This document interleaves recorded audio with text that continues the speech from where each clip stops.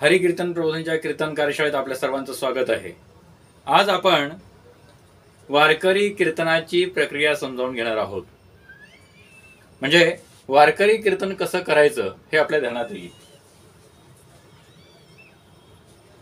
वारकरी कीर्तनाचे आपण आपल्या सोयीसाठी आणि विद्यार्थ्यांना शिकायला अत्यंत सोपं जावं म्हणून आपण 4 विभाग पाडलेले आहेत।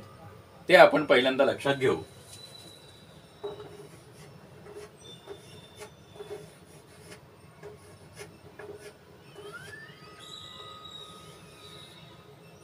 वारकरी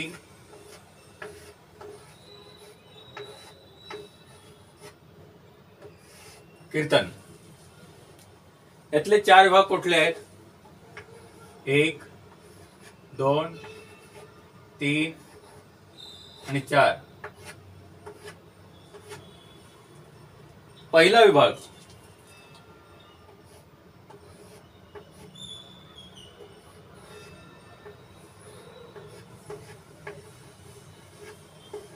विनेकरी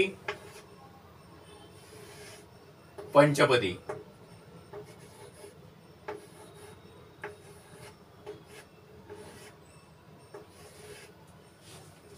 दूसरा विभाग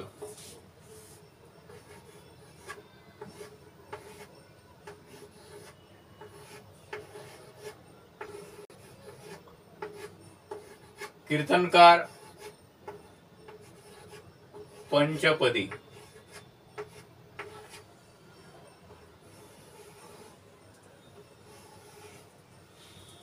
तीसरा विभाग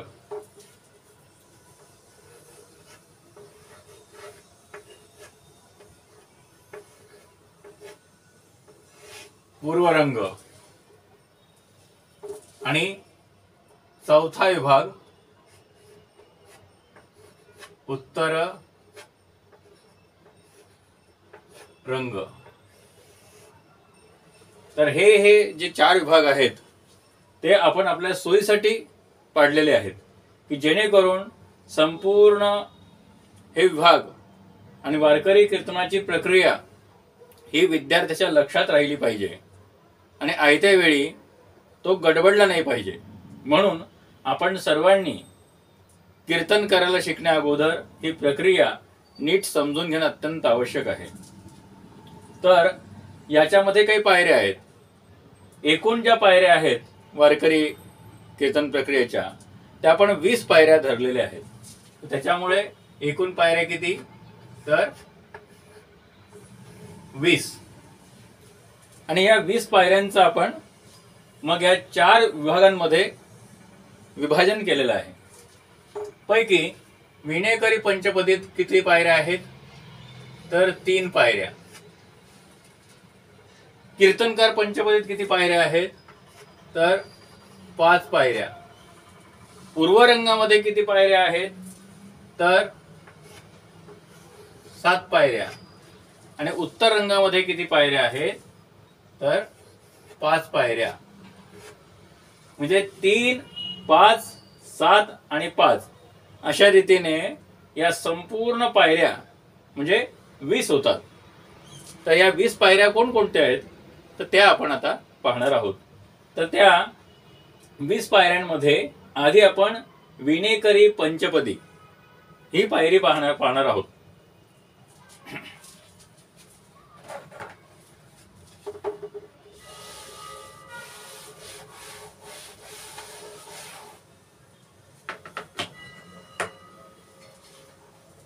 विनेकरी पंचपदी एकूण पायऱ्या 3।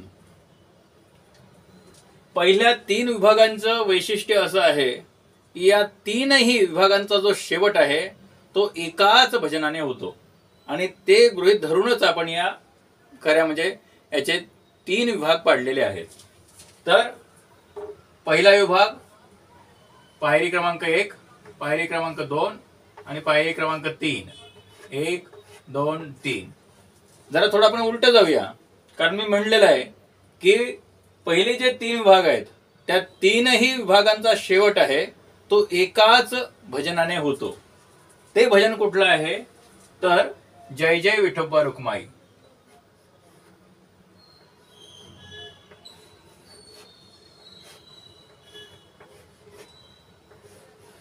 जय जय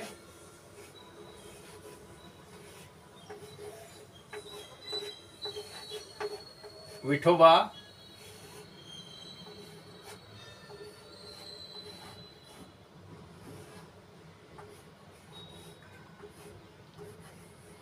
रखुमाई। जय जय विठोबा रखुमाई या भजनाने पहिले 3 विभाग आहे, त्या 3 विभागांचा शेवट होतो।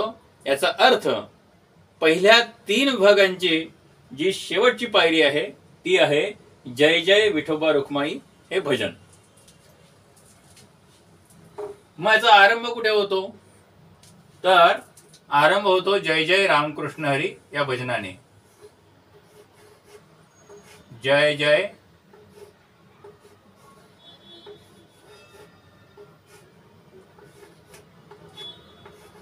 राम कृष्ण हरी। जय जय रामकृष्ण हरी या भजनाने आरंभ होतो विणेकरी पंचपदीचा। जय जय रामकृष्ण हरी भजन झालं की त्याला एक अभंग गायचा असतो। तो अभंग कुठला आहे?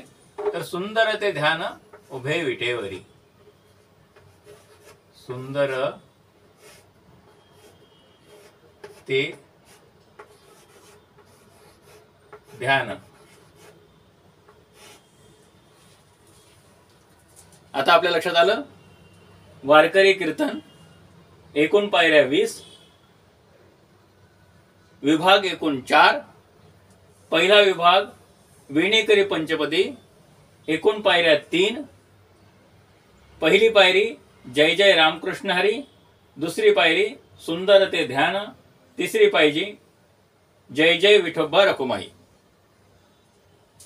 म्हणजे काय होतं की वारकरी कीर्तनामध्ये मध्यभागी तो विणेकरी उभा असतो, म्हणजे त्याच्या गळ्यामध्ये विणा असते आणि दोन्ही बाजूला पाठीमागे असं म्हणजे संपूर्ण अर्धवर्तुळाकार रचनेमध्ये संपूर्ण टाळकरी उभे असतात। आणि मग सुरुवातीला तो जय जय रामकृष्ण हरी हे भजन घेतो आणि हे भजन झाल्यानंतर सुंदर ते ध्यान उभे विटेवरी हा अभंग घेण्याची पद्धत आहे।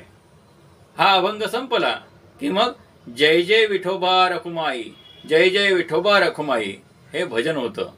आणि हे भजन जेव्हा संपायला येतं त्याच वेळेला कीर्तनकार महाराजांचं ज्या ठिकाणी कीर्तन उभं राहिलं असेल त्या ठिकाणी आगमन होतं आणि ते विणेकऱ्याकडून विणा स्वीकारतात। ते स्वीकारण्याची पद्धत कशी असते?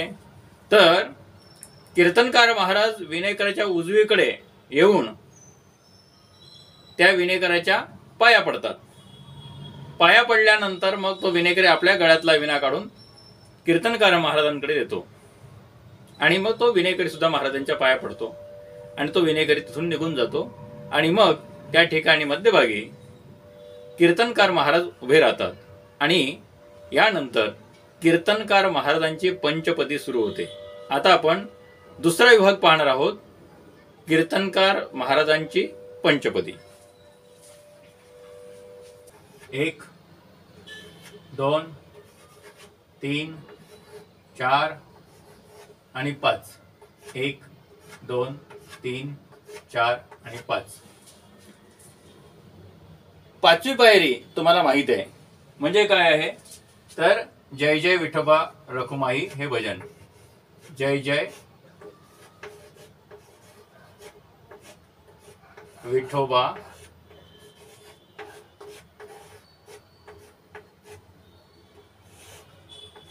रखुमाई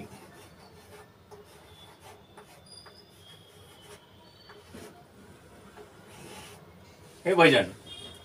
म्हणजे शेवटची पायरी ती आहे। आरंभ काय? आरंभ अगदी विणेकरी पंचपदी प्रमाणे। म्हणजे काय? तर पहिल्यांदा घ्यायचं आपल्याला जय जय रामकृष्ण हरी हे भजन आपल्याला घ्यायचं आहे। जय जय रामकृष्ण हरी विलंबित लयमध्ये, ती लय हळूहळू वाढवत जाते.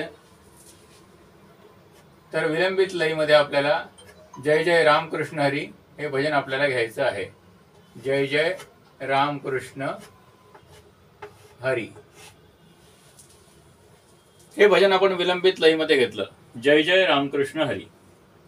त्याच्यानंतर काय करायचं, तर दुसरी पायरी आहे. आपल्याला देखील एक अभंग घ्यायचा असतो. तो अभंग आहे रूप पाहता लोचनी. रूप पाहता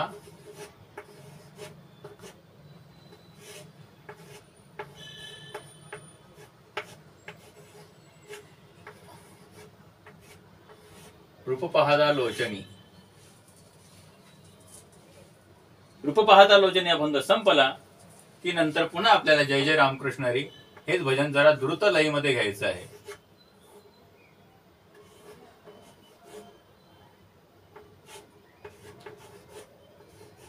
जय जय राम कृष्ण रामकृष्ण हरी. जय जय रामकृष्ण हरी भजन द्रुत लयीमध्ये घ्यायचंय. आणि त्यानंतर अर्थातच आपल्याला चौथ्या पायरीला घ्यायचा आहे आपला मूळ अभंग. मूळ अभंग. तर आलं लक्षात. दुसरा विभाग कीर्तनकार पंचपदी. पायऱ्या एकूण 5. पहिली पायरी जय जय रामकृष्ण हरी भजन विलंबित लयीमध्ये. लय हळूहळू वाढवत न्यायची आहे. त्याच्यानंतर रूप पाहता लोचनी हा अभंग. त्याच्यानंतर जय जय रामकृष्ण हरी हे भजन.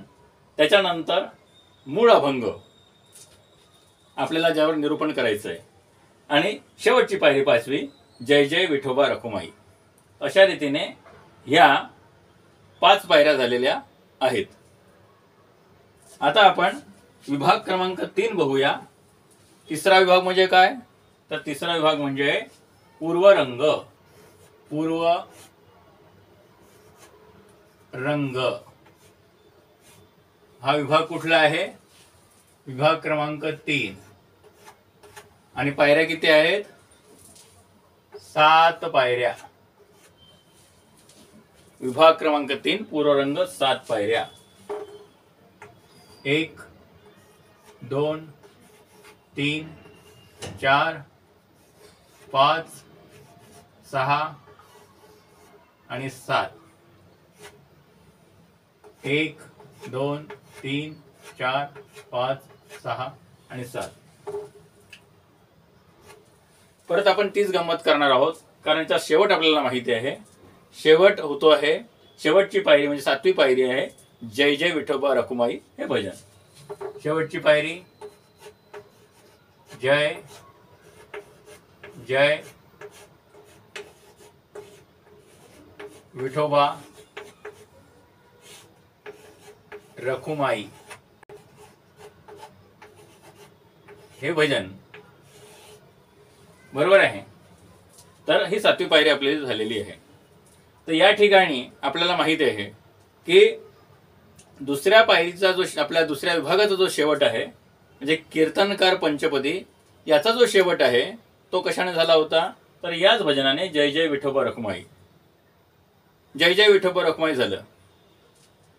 आता काय करायचं असतं, तर मूळ अभंगाचं गायन असतं. आणि मूळ अभंगाचं जे गायन असतं ते गायन चांगले सुंदर चाल लावून गायक मंडळी करतात, गायनाचार्य मंडळी करतात.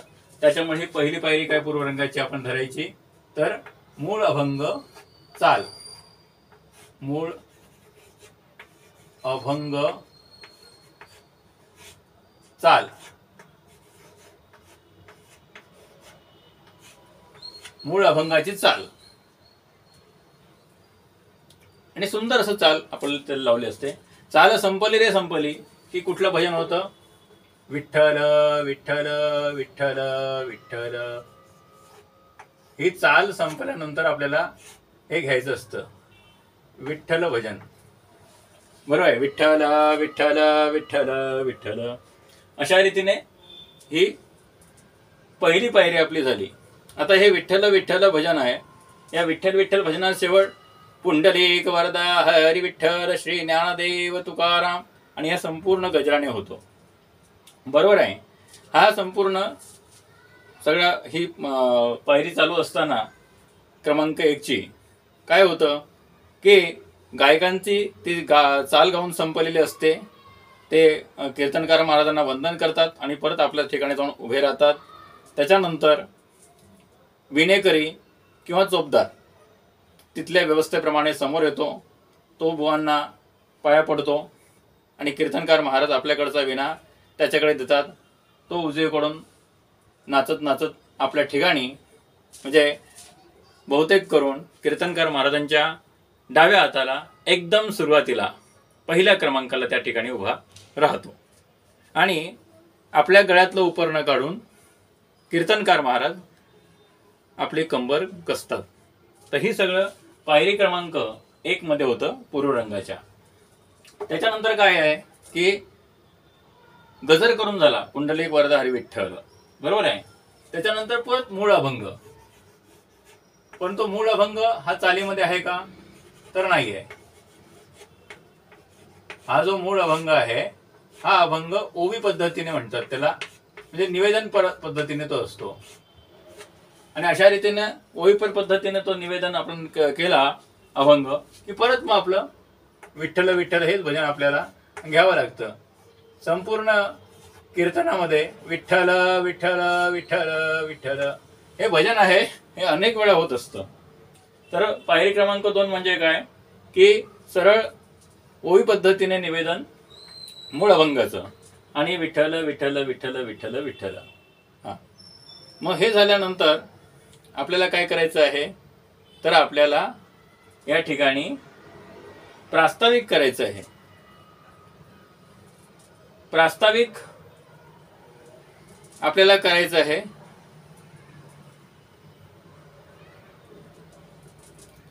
विठ्ठल विठ्ठल विठ्ठल विठ्ठल हे भजन संपलं. त्याच्यानंतर तिसरी पायरी. ही तिसरी पायरी काय आहे, तर तिसरी पायरी आहे मंगलाचरण. तिसरी पायरी आहे मंगलाचरण. म्हणजे याच्यामध्ये काही संस्कृत तर काही मराठी असे श्लोक म्हटले जातात. संस्कृत श्लोकाचं उदाहरण काय घेता येईल, तर महायोगपीठे तटे भीमरथ्या हे अनेकदा बुवा घेतात. एखाद्या मराठी श्लोकाचं उदाहरण काय घेऊया, अलंकापुरी पुण्यभूमी पवित्र. अशा रीतीने त्या ठिकाणी मंगलाचरण केलं जातं. आणि या मंगलाचरणाचा जो शेवट आहे तो कुठे होतो, तर जे अभंगचरण आहे पांडुरंगा करू प्रथम नमन. पांडुरंगा करू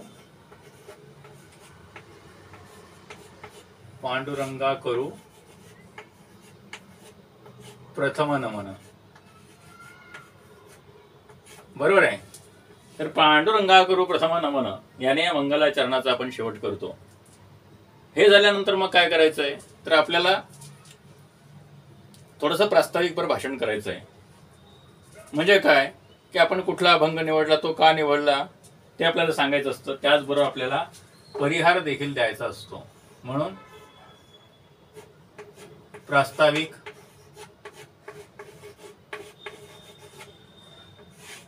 आणि परिहार. हे प्रास्ताविक आपण केलं आणि म्हणजे प्रास्ताविक भाषण असतं जरा डायरेक्ट आपण काही थेट अभंगाच्या निरूपणाला सुरुवात करत नाही.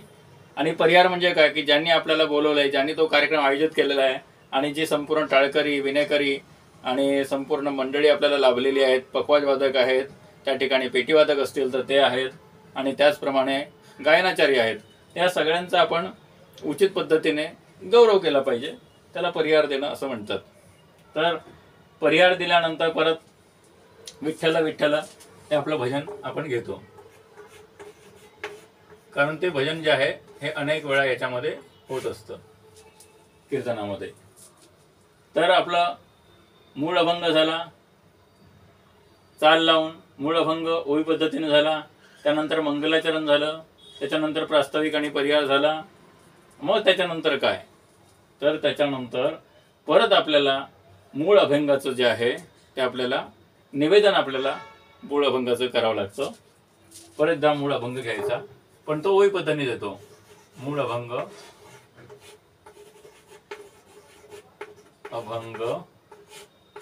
ओवी पद्धतीने, आणि पुन्हा विठ्ठल विठ्ठल विठ्ठल हे भजन आपलं येत राहतं. बरोबर आहे. तर मूळ अभंग ओवी पद्धतीने परत सांगितला, विठ्ठल विठ्ठल भजन केलं की मग आपलं काय आहे की भावार्थ.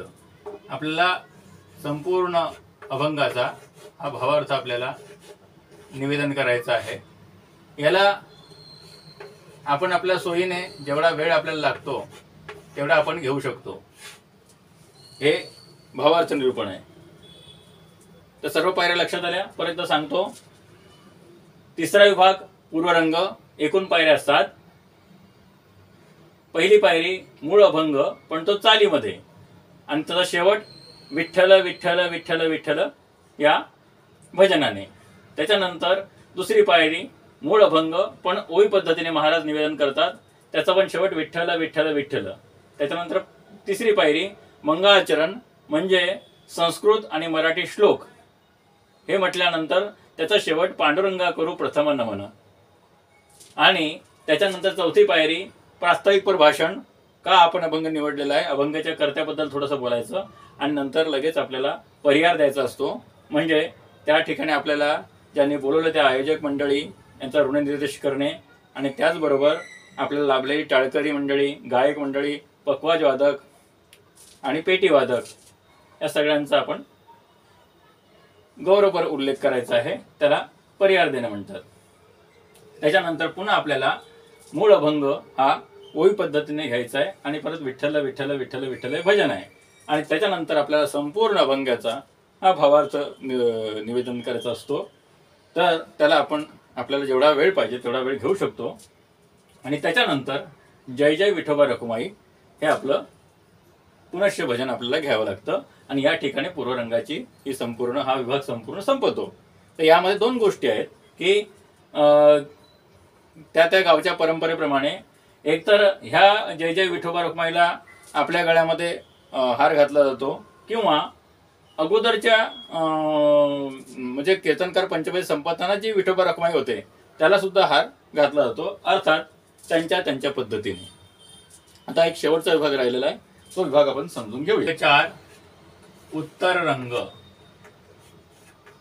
उत्तर रंग. तर उत्तर रंग म्हणजे काय, तर काही शंका उभ्या राहिल्या असतील, काही तत्व आपल्याला सांगायला, तत्व विचार म्हणजे अधिक त्यावर विश्लेषण करायचं असेल तर त्याला तत्वनिरूपण अशी पायरी म्हटलेली आहे. तत्वनिरूपण.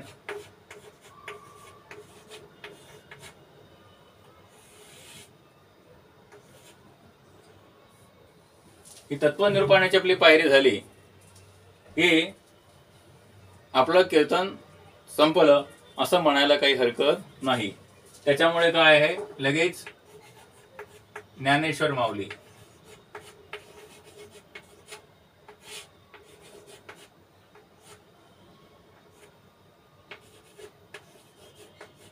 हे भजन म्हणजे दुसरी पायरी, ज्ञानेश्वर माऊली. बरोबर आहे. त्याच्यानंतर आपल्या मूळ अभंगाला ही चाल लावली जाते, ती भैरवीची चाल असते. त्याच्यामुळे मूळ अभंगाची भैरवी. मूळ अभंग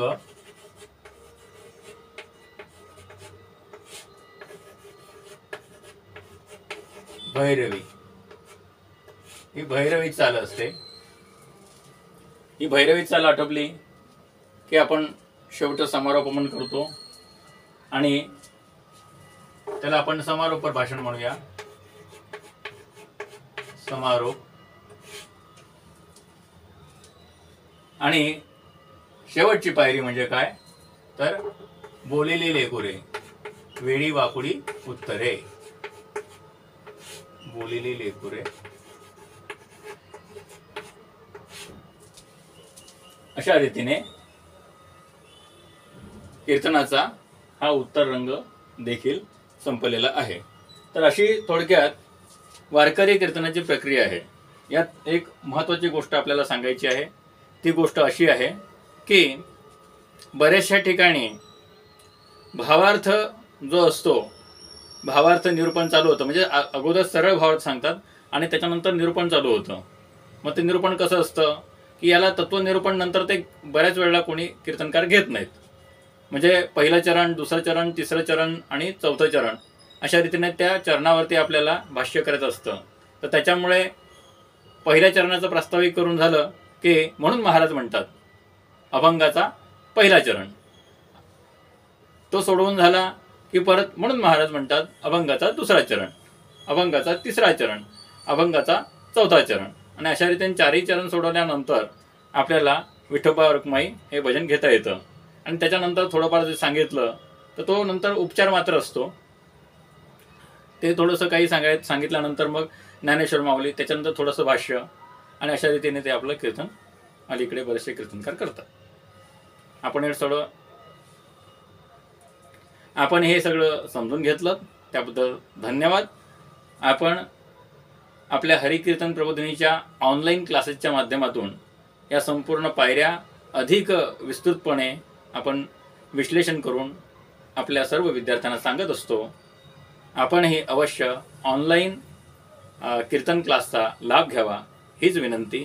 त्यासाठी आपण हरिकीर्तन प्रबोधिनीमध्ये प्रवेश घ्यावा। प्रवेशाची जी प्रक्रिया आहे ती संपूर्ण इथे खाली जो डिस्क्रिप्शन बॉक्स आहे त्या बॉक्समध्ये दिलेली आहे, आपण ती पाहू शकता आणि त्यानुसार आपण हरिकीर्तन प्रबोधिनीमध्ये प्रवेशसुद्धा घेऊ शकतात। राम